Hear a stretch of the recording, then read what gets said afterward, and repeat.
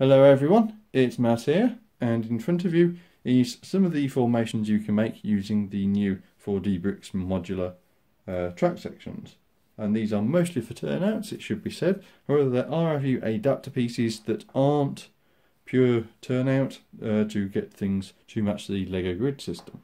So for example, I actually have a spare one here. So this is a standard piece of Lego curve track. And here is one of the adapters, and you can see that in order to get one of the 4DBrix turnouts to match a Lego sort of geometry, there's this little adapter piece, and you can sort of see it's about 5 studs shorter in terms of track size for the curve ones. And again, it's a similar situation if you're doing parallel track, because this one here won't match the alignment grid for these two, so that will just need another little bit. It's about 3/4 the length of a standard straight, just to space it out enough to align it with the others. So obviously there is a great deal of flexibility you can do with this, and I should also point out that the turnouts themselves on mine are all outer bound for the switch mechanisms. So you sort of see that's outside, and they're all out sort of on the line side, if you were. Now you can actually get them on the inside as well, so everything you see here that's on the outside could be on the inside, obviously with the exception of that because of clearance. But yeah, so we can fit ones to the inside as well, if you chose to try and keep it neater, or trying to limit space. For example, if this was on the board edge, you could have these mounted on the inside, and that gets you that little extra bit of clearance on the inside. And obviously the base of the turnouts are universal, so they can go into switches like these, or they can go into the actual crossovers like this. And obviously I think they're going to develop this system a bit more, so there's going to be more flexibility. And one of the things I really would like to see was them to enable you to actually do something like this. So I can take this off, put that there, and then connect one of these up, so that this is actually sort of there, if you know what I mean. And the reason for that is so you can get a nice sort of possibly industrial kind of look, where you got the points going all at different angles. It'd be a really nice thing to get that, so that we can have a sort of like a spur going off, or maybe a station here. And this is just at the end of the platform, just to enable trains to cross over to either line. So maybe these are separate individual lines, or maybe they're just double tracked, and maybe the station's an end terminus, so it needs to go into one station. So the platforms are multi-use, so one train is entering one platform, the other one can leave, things like that. You know, it's just a bit more flexibility, but it is another part, or two parts you need to do, because obviously if you're going to do one, you'd probably need to do one like here for the other side. With regards to the quality and the finish and the fit with standard Lego, I have to say the fit is really good. It's nice and tight.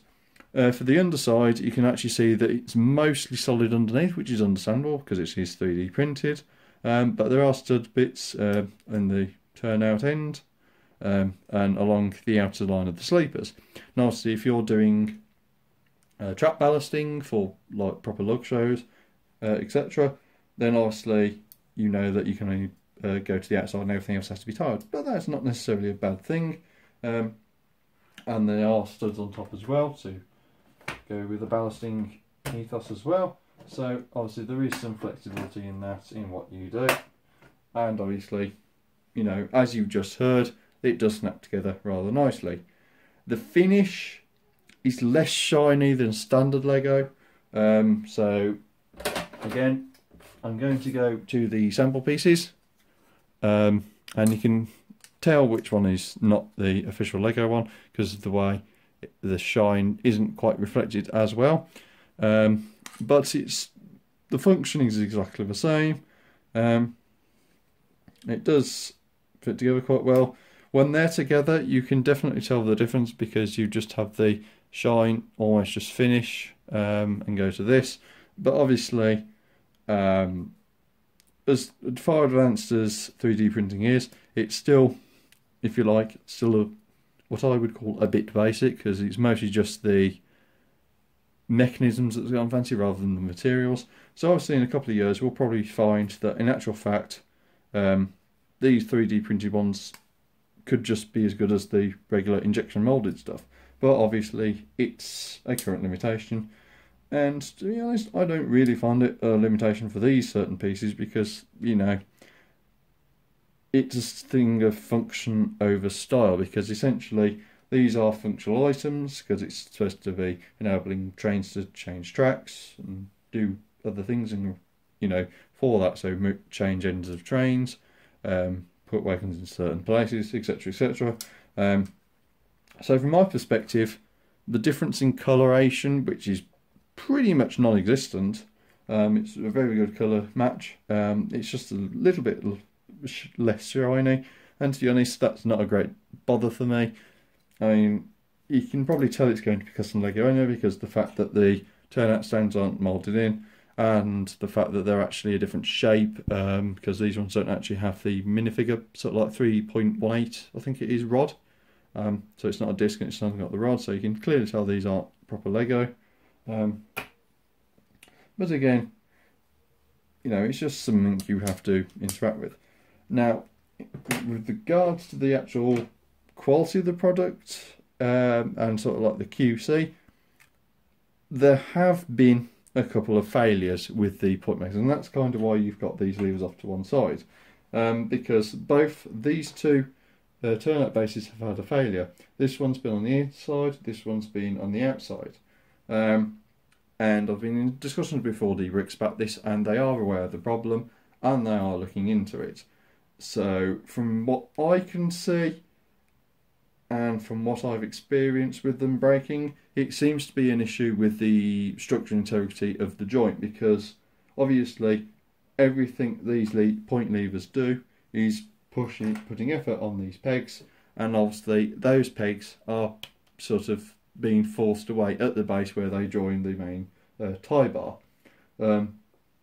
So obviously the tie bars will probably have to go through a bit of redesign, maybe a bit of reinforcement, or possibly even a change to injection moulding. Now, and the reason I say injection moulding is that yes, 3D printing is great, but I think for more structural based items such as these toe bars, where you do need that kind of structural integrity because of what they're for, and obviously the fact you're trying to push this to push it to one side. Obviously it's got, the injection molding will have a bit of flex into it, but it won't have as much flex, and it won't break as easily as the 3D printed bars have shown.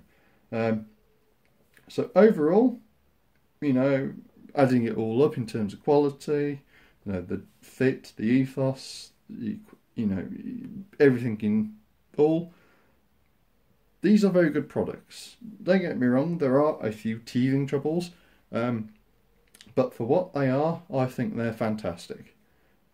Admittedly, you know, this sort of tow bar thing isn't the best things to experience and to hear about if, you know, you're curious about the quality of the items. But I think it's one of those teething troubles that 4DBrix will have in getting the products to market, obviously because it's 3D printed. But obviously they are trying to push the boundary of what they can do with Lego, because obviously these are supposed to be functional items, and I'll wait to see what they come out with.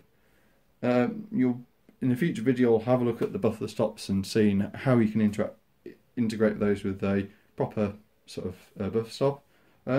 But I do believe that's it from me from this video, and obviously you can find more on the 4DBrix website, and I'll see you in the next video.